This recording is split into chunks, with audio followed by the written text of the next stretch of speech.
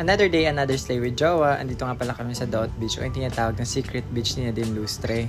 Matatagpuan nga pala ito sa General Luna, Malinaw, Siargao, 15 minutes away from our hotel.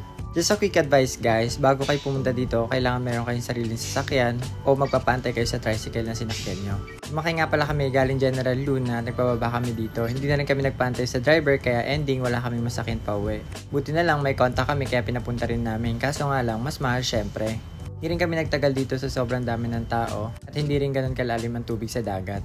Pagbalik nga pala namin ng hotel, nandito yung mga friends ko. Sabi kasi nila wala daw kuryente dun sa hotel nila. Kakarating lang din kasi nila nung araw na to.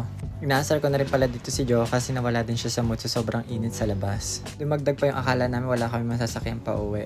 Bali 600 nga pala yung pamasahe namin balikan kasi nga na doble yung isa. After nga pala ng mga friends ko maligo, nag-dip na rin kami sa pool para mawala yung init sa ulo niya. Ayun lang guys, thank you for watching, love you all, bye bye!